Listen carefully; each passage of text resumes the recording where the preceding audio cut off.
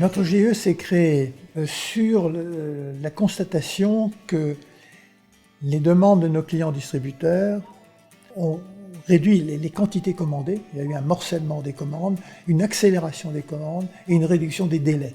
Ce qui fait que dans les territoires géographiquement excentrés comme nous sommes, nous ici, il fallait que nous y ayons une réponse. Il paraissait un peu évident que nous essayions d'augmenter les chargements des camions à partir des produits des entreprises de notre territoire. Voilà. Ce qui permettait effectivement d'avoir un meilleur remplissage des camions, d'avoir aussi des meilleures conditions économiques et d'être aussi peut-être un interlocuteur plus fort vis-à-vis de nos clients distributeurs, pour que soient prises en compte nos possibilités. Voilà. C'est de ça que c'est parti. Nous sommes aujourd'hui 16 entreprises qui vont à la fois de la pointe de Bretagne, dont l'entreprise ENAF, bien sûr, qui est la plus excentrée, la plus éloignée, jusqu'aux confins de la Bretagne, puisque ça va jusqu'à la Mayenne pratiquement, et même jusqu'au sud de Nantes. Ce sont des entreprises qui sont de toute taille, des petites et des grandes, ça nous en avons fait un principe. Pour le moment, nous avons travaillé surtout dans les produits secs, bien sûr, mais nous sommes spécialisés dans la logistique des lots à destination de la grande distribution. Non pas les camions complets c'est une chose relativement simple, mais c'est le problème des lots. De manière que nous soyons en mesure de répondre aux demandes de nos clients distributeurs, c'est-à-dire de pouvoir livrer à une date et à une heure précise, dans des conditions acceptables. Voilà. C'est ça le but du GIE.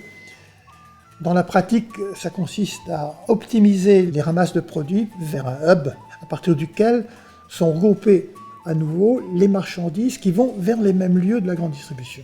Donc il y a 2 étapes, optimisation des ramasses et ensuite regroupement vers les mêmes destinations en France. Si je regarde la logistique alimentaire, on a des véhicules qui partent de producteurs et qui vont dans les centrales d'achat et puis reviennent. Là, c'est tout simplement qu'on a parfois des personnes qui ont des exigences et qui imposent à la logistique leurs exigences alors qu'on pourrait mutualiser beaucoup de choses. Il faut peut-être mettre la logistique un petit peu plus sous une forme de place de marché, de système où l'on puisse voir apparaître toutes les relations au-delà de celles qu'une entreprise de logistique entretient avec ses clients pour pouvoir mutualiser beaucoup plus de choses, pour pouvoir travailler en réseau. Il y a un autre aspect qu'il faut prendre en considération que je trouve assez important et que peut-être d'autres ont déjà pris en considération dans d'autres pays, c'est l'utilisation des données et l'utilisation des systèmes d'optimisation. Quand on écoute, par exemple, ce que nous disent les gens de Walmart, lorsqu'ils ont une commande qui leur est demandée par l'intermédiaire de leur site internet, dans la seconde qui suit, ils sont en train de considérer 700 alternatives de livraison pour trouver la bonne. Dans la seconde qui suit, c'est-à-dire qu'ils vont être capables de proposer 3 ou 4 alternatives au client et lui donner les coûts qui sont liés à ces alternatives.